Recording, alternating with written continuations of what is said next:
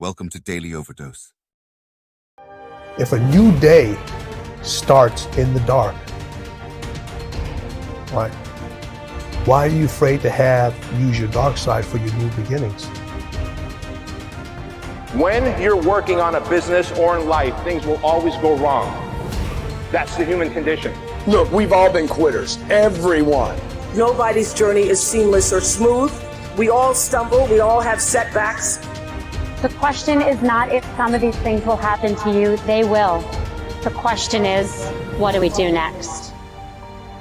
The only way that you're going to be able to push past the mountain of obstacles that is going to try to stop you is to have maniacal focus, to know exactly what you want, to have clarity of purpose, to have a crystal clear vision in your mind of what you're trying to accomplish, something that you could tell anybody in a single sentence. When you have that and you stare at it all day and you think about exactly how you're going to make it happen and you tie your identity to it, then you've got a chance.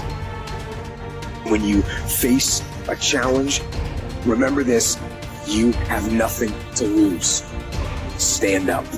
Go forward.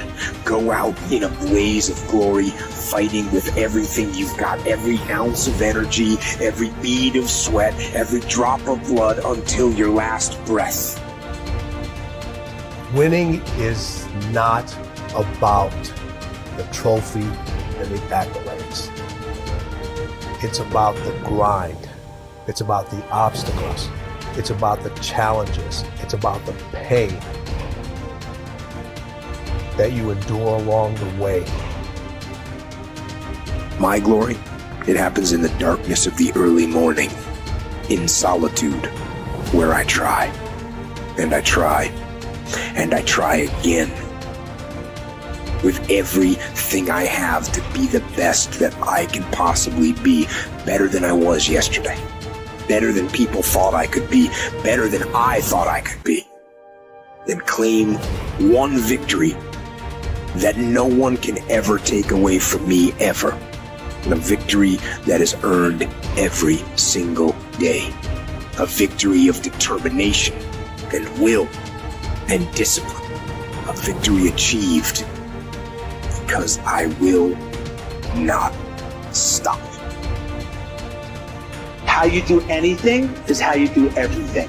It's those little things, the little decisions that you make every single day, as small as it seems, that create an environment in your head of what it is you're becoming. Are you a finisher, a quitter? What are you? How you do anything is how you do everything.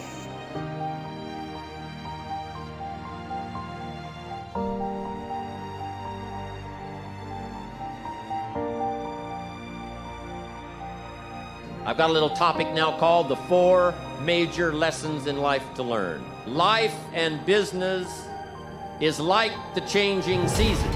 You cannot change the seasons. That's impossible. You can't rearrange the seasons. You cannot say, well, I'll take 5 harvest times, no winters, a few springs, and a summer or 2.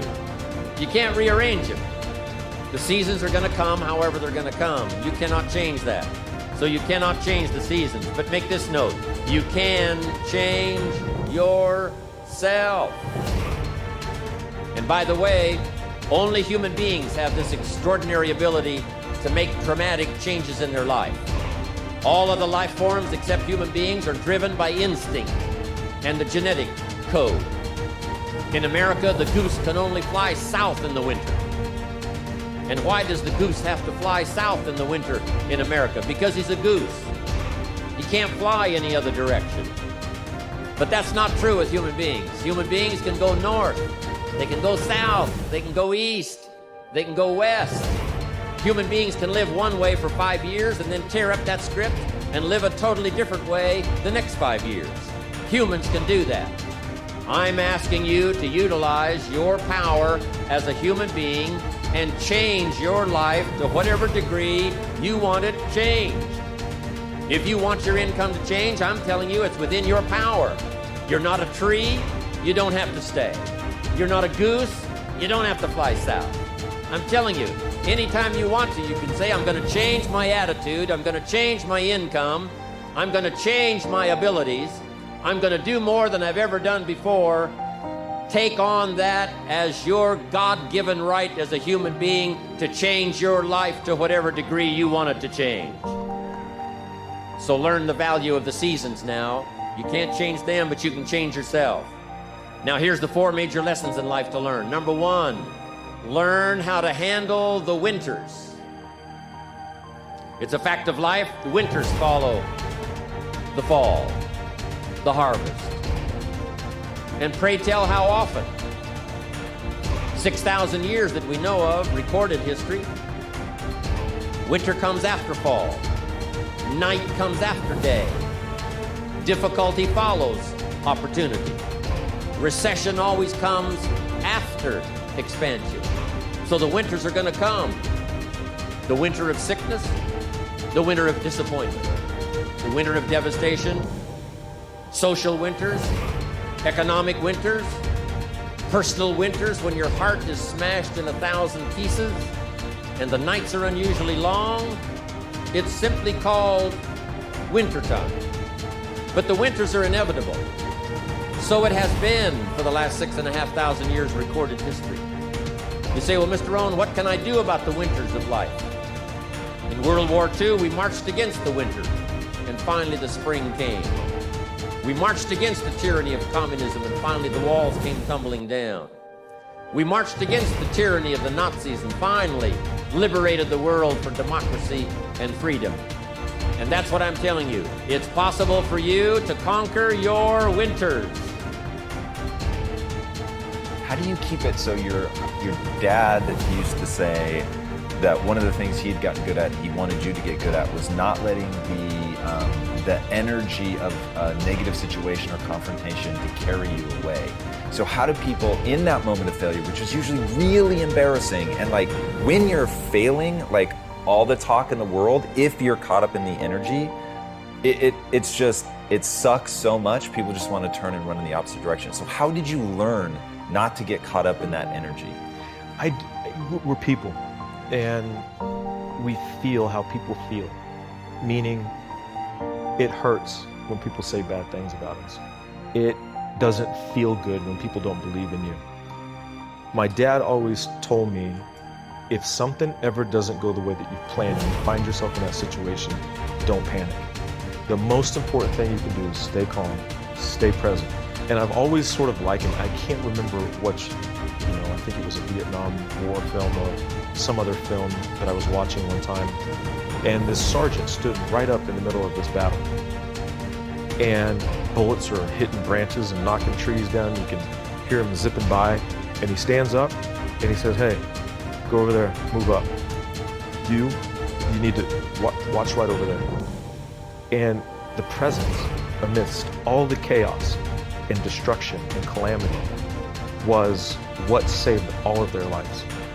And I think that presence of mind and that being able to be calm, that you've laid a plan out, you've done what you've done that got you to this point. If something comes up that you didn't expect or that you didn't know was going to come, your plan's not bad.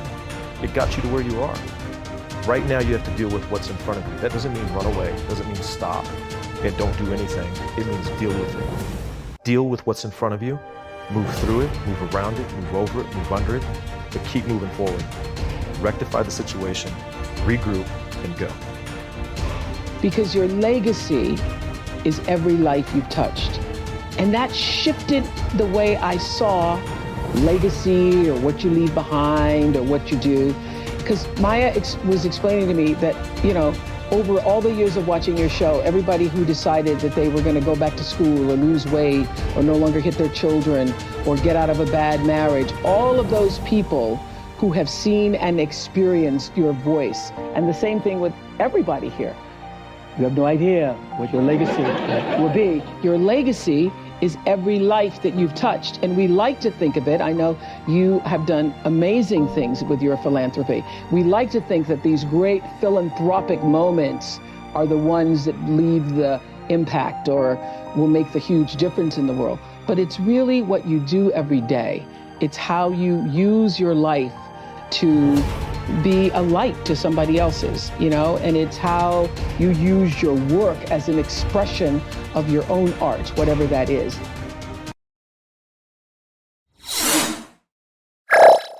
Thank you for watching our videos. Please like and subscribe to our channel so you won't miss another video.